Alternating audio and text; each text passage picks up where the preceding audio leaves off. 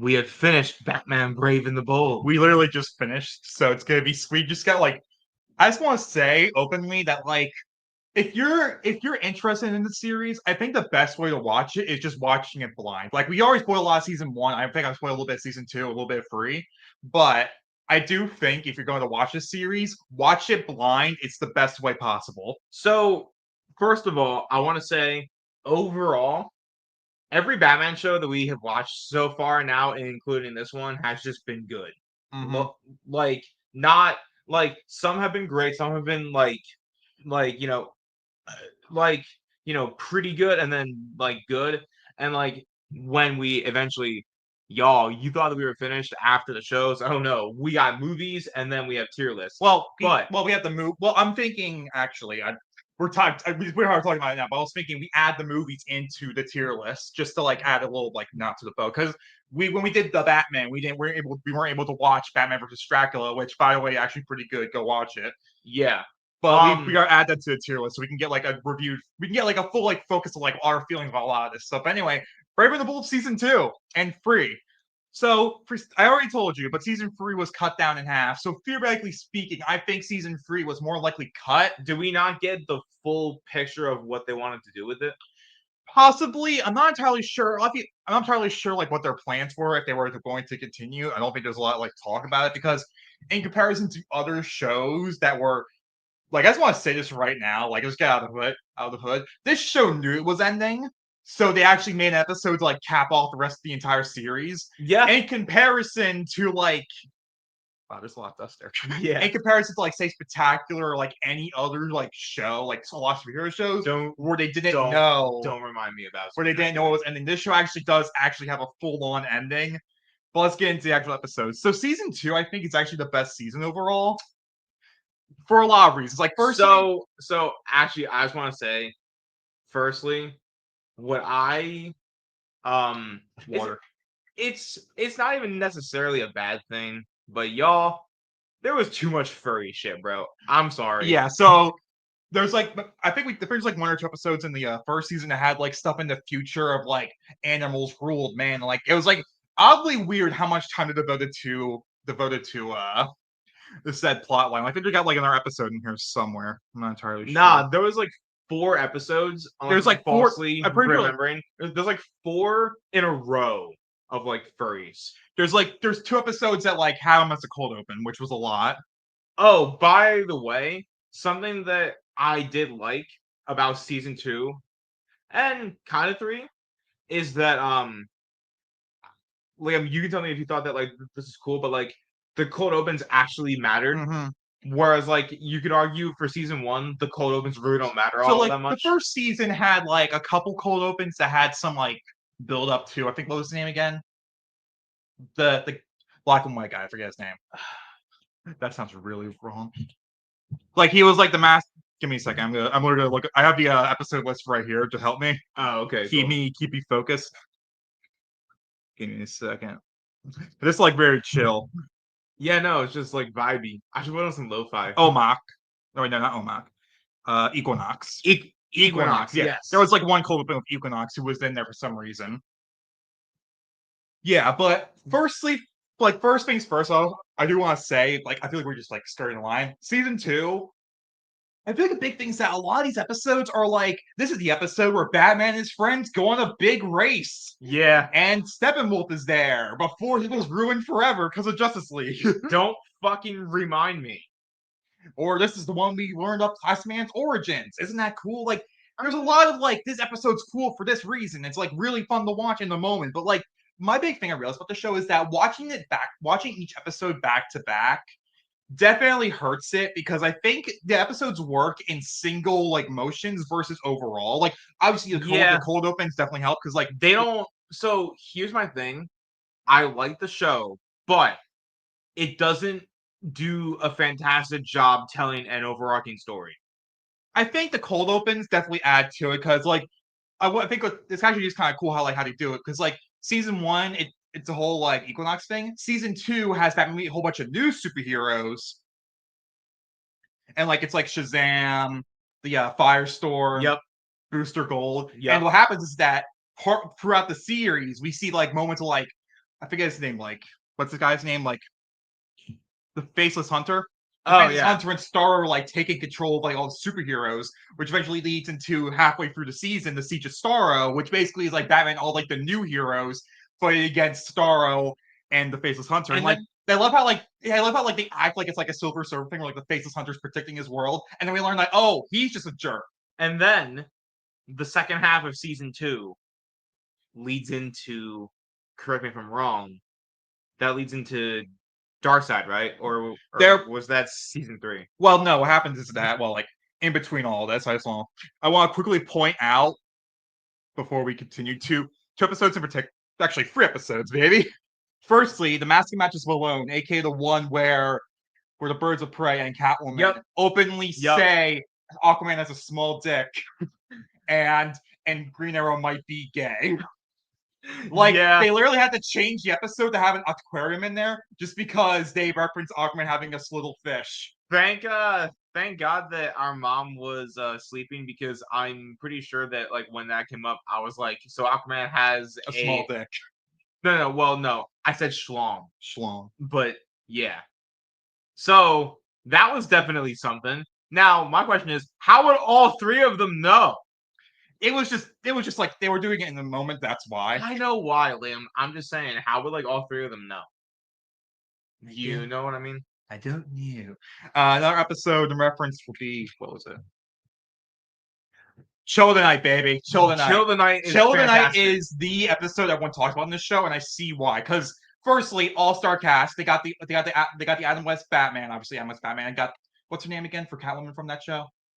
Oh, it's not Tara Strong. No.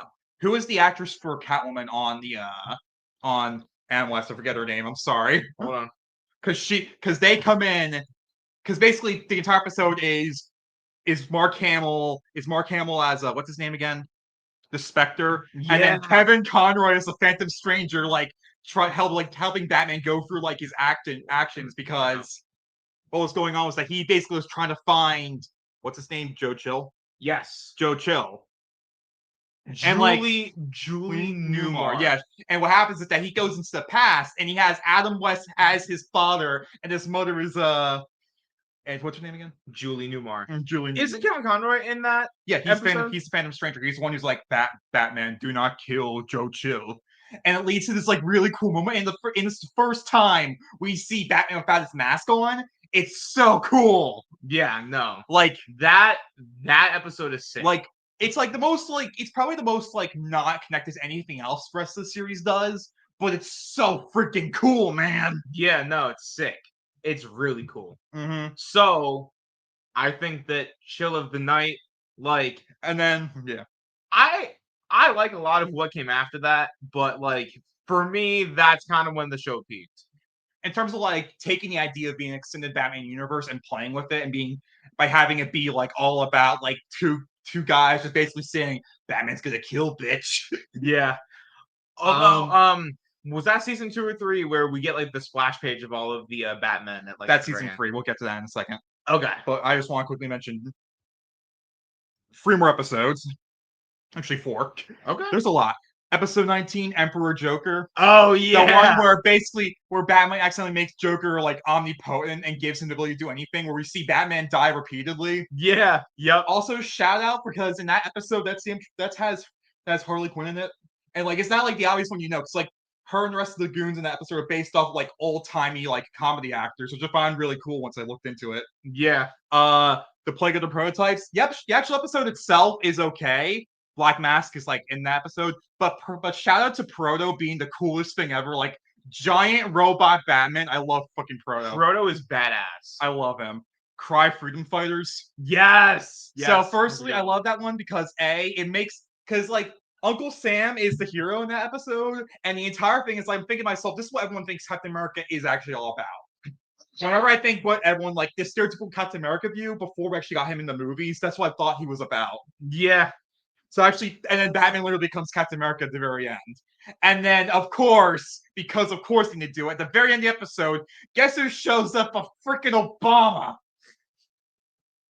Barack Obama. Da, da, da. Knights of Tomorrow basically being Alfred's fanfiction where Dick Grayson becomes Batman. Yeah. And then Damian freaking Wayne shows up. They so they kind of like took like a hodgepodge of like all different stories, and also This is like not Batman, stuff like that. Son of Batman. They took like Bad Blood. they they took like Bad Blood. They took like Heir to the Cowl mixed in with like Nightfall.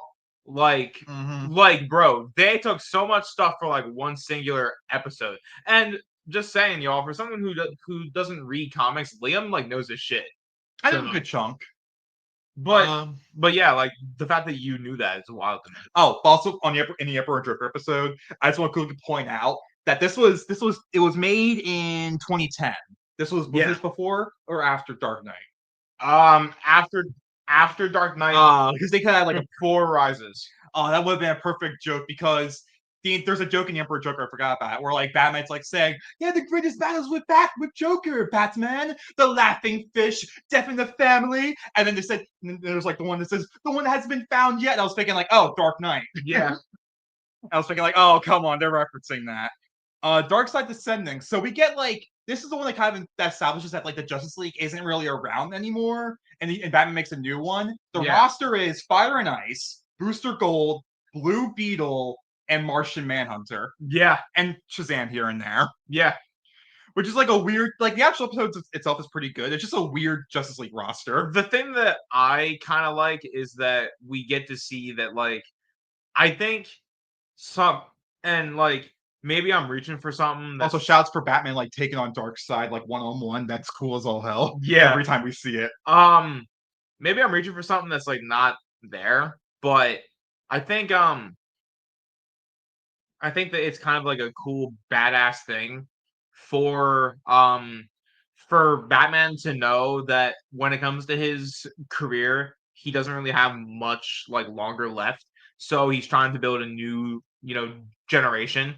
And throughout this whole show, you can say that in his overall goal, he actually like succeeded. He brought in a new generation of, superheroes. So yeah, because he lives in it. Like the thing about it is like we see like a little like bit where like Blue Beetle and Stargirl. Like Blue Beetle's like already experienced at this point, so like it's kind of like a weird thing. Like we saw him at the very start of the show. He's like a newbie, but now he's like experienced. It's like weird. How long? Like it's like a few years, I think. Yeah. Okay. Before we get to Batman's Strangest Cases, quick shout out to Knights of Tomorrow at the very end of it, having an animated series homage with a Batman Beyond as like look. I just want to quickly mention that. And then Batman's Strangest Cases. So firstly, it opens with like a mad comic. And we thought it was like a cold open, but no, that was just the entire opening, which is like so weird. Yeah. It was like we thought we were like me and Ron were like looking at each other like, what the hell is this? And then there was like Jungle Batman in that episode. I think that was another one. That was That was Bad Ape. Oh, I think that was season 3. Oh God. But then the second part of it has Batman anime. Oh, where yes. like it's like Yeah, a weird like double bit where like Batman. Yeah. It's like a way like joke on Batman on like an anime dubs. And then the last but not least, 60s Batman teams up with Scooby Doo. So we're not for the sake of like the original run, we didn't watch the 2018 Batman meets Batman Brave and the Bold meets Scooby Doo. But like we said earlier, we're going to review all of the movies separately. I think. You mean like anime movies? Yeah, we're gonna add it onto the tier lists. Yeah. But like, shout out to that episode because like they literally have a joke being like, back in the day they couldn't even punch each other, and then Shaggy presents 3% of his power. So is that season 2? That's like season 2 overall. I have to say it's really weird how like Batman presents Batman Strangest Cases. Like you think that would be the season finale, but no, it's like the Mr. Mind episode. Out of 5, what do you give season 2 of Brave and the Bold? Pretty much like I think it's give it like a 4. I think it's like a 4. Season 3 opens up with Superman being a super dick. Like, okay, so it's red kryptonite, but then they literally have like a joke pointing out the various times Superman's been a dick for no reason. Yeah. Which I find really funny. Yeah, no. And like it's like that's like the first time we see Superman, and then it literally has Batman v Superman, like literally Batman like the armored suit and everything. Yeah. So like they did Batman v Superman before Batman v Superman was like the big thing. Well, they had like Batman v Superman hadn't came out yet, so they were literally taken from like the Frank Miller comic, Mhm. which is cool. Like that's kind of like a cool thing to reference. And then I find also cool is that how at the end of the episodes, like Lex Luthor like tries to get Batman and Superman, and what they do is that Batman dresses up as Superman and Superman dresses up as Batman. And like I was thinking to myself, I know I saw this before because Lego Batman 2 literally did the same exact thing. Yeah. Yes. Yes. It literally did the same exact thing. That's so I knew they were referencing something. Yeah. Episode 2, Joker, the Vile and Villainous. Basically, Is that the one where we got the Joker intro? the actual episode's like weird and fine in its own right, but the intro being fully different is like really cool. Yeah, like It kind of makes me wish that we got to see more of something like that. Yeah. Episode 3. Shout out the Bat. Oh, Vampire Batman. That's Vampire Batman. Yeah. That's the one where he turns into a vampire. And he basically tries to infect the entire Justice League, and does until who saves them? It's Martian Manhunter, right? Martian Manhunter and what's his name again? The Demon. Oh, Azragodd. yes. They like saved the day, but then like they imply that like Batman was just having a hallucination, it wasn't actually like real. Yeah. Which kind of like, what does that mean exactly? Yeah, like what was bro like why was he like hallucinating that? And then episode 4, Night of the Batman. That's the one you want to hear about. That's the one. Y'all. Okay. So the actual episode is all right. It's basically just Batman's various allies, like I think it's like Aquaman, Green Arrow, and Shazam. But y'all, there's a splash page at the very end of like all the Batmen. Like, can you like pull it up or now? Yeah. Can you pull it up for everyone to see? Yeah. Because the key thing is that like it's like What is the episode called? Night of the Batman. Of the Batman ending shot. Okay. Yeah. I love how Roman just looks it up and like everyone knows it. No, that's not what we're looking for. Is it KNI or NIGHT? Okay. No, Scott got it. Where is it? Wait. Put in Brave and the Bold. Brave and the Bold. Keep on talking. But basically, like the actual episode itself, basically just them being like, "How does Batman do this?" But then the episode ends by having it be like they got a whole bunch of Batman from different multiverses together, which leads to like a really cool shot of having all the Batman in one shot. Like it's not like just it's like the alternate ones from the other episodes. Look at this, y'all. But then it's also there's the Batman, there's Dark Knight Returns Batman, there's of course Roman's favorite animated series and Batman Beyond together. There's the Batman. There's Bale's down there. Christian Bale's down there. Like Asriel Batman's up there. And look, it's Terry. And Terry McGinnis. I already mentioned him. No wait, Kevin Conroy. Which I thought it's a really cool like little homage at the very end. Which is like this is actually one of the few times I think besides like the Super Bowl promo they actually have referenced the Batman in something. Yeah, hey. One of the few times he's ever been in something for the longest time. No, like I'm saying, bro, this shot right here made like the whole retrospective worth it because I knew it was coming up and I knew everyone would be so happy seeing it. Because like y'all have, and I like it too. I am a fan of Spider-Man, but y'all have your Spider-Man swinging scene from Spider-Man No Way Home. You have that scene. I have. Well, like it wasn't like actually them meeting up. It was just it was like a little like wink and nod. Okay, but it's cool, Liam. Let me have my fun. What is episode 5? The one where Hal Jordan Green Lantern shows up. Oh fuck no! I will say the best part of the episode is that learning that the Green Lantern voice actor is Nightwing from the animated series. So I was like, all I can think is that it's just Nightwing and Batman talking. Yeah. Well, the actual episode itself is just there. Like it's Hal Jordan Green Lantern. What you expect? The episode is the episode is okay. Time Out for Vengeance. Basically, Equinox comes back and he tries to kill Batman from all across time. Yep. Which leads into seeing prehistoric Batman. Jungle Batman. Who else? It was prehistoric Batman. We see Pirate Batman. Pirate Batman, and then Rome Batman. Yeah. Which implies that Batman exists in all sorts of timelines. And then Robot Batman at the very end. Yeah, so like literally Batman's in like every timeline. I mean, like I guess that just sounds so weird to me because that means that Batman existed for like every point in time. So then, like prehistoric Batman, like did his parents like get pushed off of a cliff or something? to like Unga motivate him Unga to. Bunga for banana push. Episode 7, Sword of the Atom. Basically just Atom shit. Yeah. I mean, if you're a fan of the Atom, go ahead and watch it. But like, You know what? Comment if you're a fan of Atom fan. the Atom, because we don't want to disparage any fans, but I've never met a diehard Atom fan. I'm sorry. Episode 8, Triumvirate of Terror. This is the one I actually remember. This is my first experience with Brave and the Bold, and I gotta say, weird experience opener because it's Batman, Superman, Wonder Woman having their villains swap with each other to try to take them out. Yeah, which leads into like, but I think this is one of the cool episodes though. Because we get cool. This is like the only appearance Wonder Woman has besides like a one cold open. This is the only appearance that Wonder Woman has the entire show. Yeah, like this is one of her. This is like her only canon. Appearance. Well, that and the cold open. Yeah, which is cool to see. I mean, it's always cool to see Wonder Woman. Yeah, yeah. And Superman, of course. But it's like this. So it's so weird. How they weren't even there for Darkseid, which is like you think they would be there, right? Episode 9, Bold Beginnings, Space Ghost. I never even watched Space Ghost or even know much about it, but just seeing Space Ghost of all characters have an appearance in there is so cool. As someone who is like a mega DC fan, I can't tell you that much about Space He's Ghost. not even DC. That's the cool part. I know, but like, I'm saying I didn't really get like the reference. It was Space Ghost. I mean, if people who've seen Space Ghost could let me know, but like he's like an old show. Yeah. Like an old like a He-Man show. You know what I'm talking about. The Great Ghost is better. Yeah. But then the actual episode is about all the basically just like weird adventures that Batman had with everyone. Yeah. One of them having Batman is like an animated series look, which is cool. Yeah. Like not really animated series, but like his first appearance. I kind of always mark out whenever like we get to see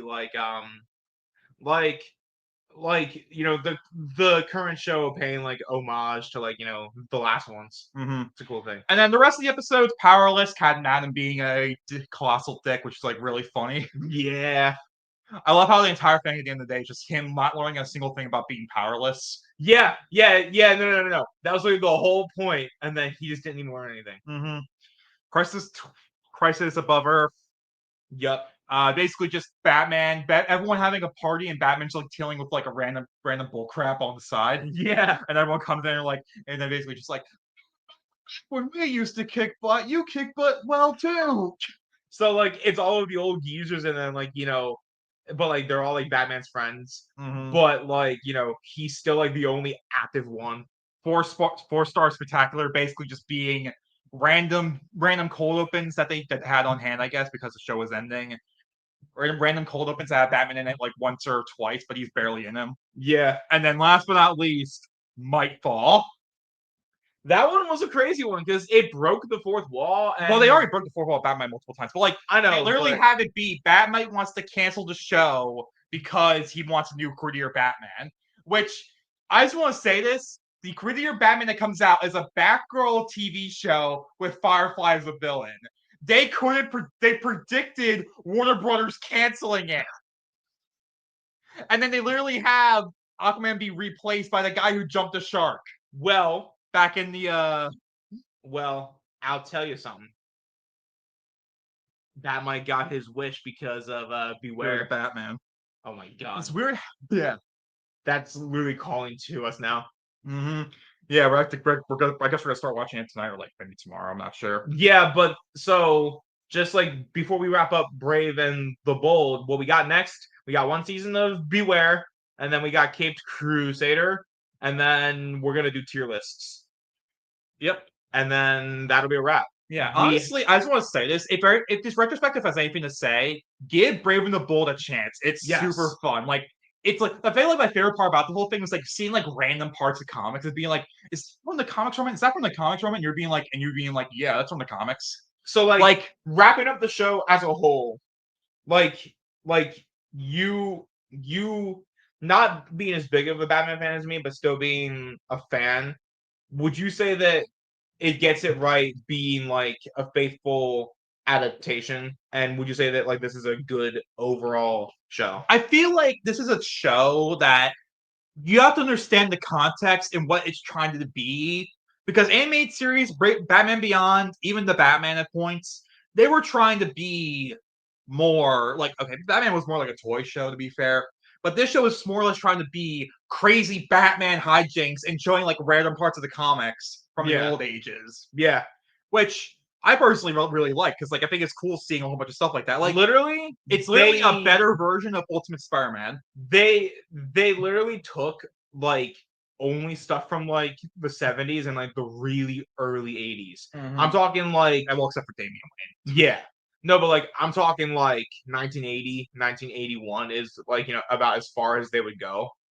Like this is not the show where Batman deals with the fact that making his parents disappointed. This is the show where Batman races against the entire rest of DC cast in order to stop Mongol. This is the show where he works with Aquaman on a freaking like daily basis. This is the episode where Aquaman and the Atom go inside Batman in order to fight like radiation. This is also the same show where he he has like 7 different costumes on and one episode. This is also the show where for like the first season, Black Canary wants to like jump like Batman's bones. And this is also the show that has multiple musical numbers. Not even just from the Music Man episode, like they have like multiple other musical numbers throughout the show, and then literally has a baseball game be a cold open. I'm saying like I actually appreciate this show. And I've never seen people talk badly about this show. So, because there's nothing really nice. It's not like the best show, obviously, because animated series, Batman Beyond, strive to be even more. Is this better than the Batman? Yes. This is like my third favorite show so far because I think it's animated series, Batman Beyond, and then Brave and the Bold. Because Brave and the Bold is just so fun that I honestly I have to commend it for being so fun. Like I said, you probably already got. Yeah, it's full of the best stuff about the show, but give the show a watch. It's really fun. Yeah, and just don't get discouraged if you're a fan of long-term storytelling, because the storytelling from individual episodes is good. If you want long-term, watch like the animated series, Batman Beyond. Like those shows are more for your speed then. Because like obviously not every show is made for every person. So at the end of the day, it's up I think though, if you're a fan of the character, you'll still like it. I think if you want to get into like the more weird parts of comics, this is a great way to get into. Like the best way I say is that this is like a perfect introduction to like how weird comics are, because yeah, Batman's like a safe character to come and see, but you get to see all the weird parts of comics. And you got to see some really obscure DC stuff, which is like really cool. Like freaking Ambush Bug. Yes.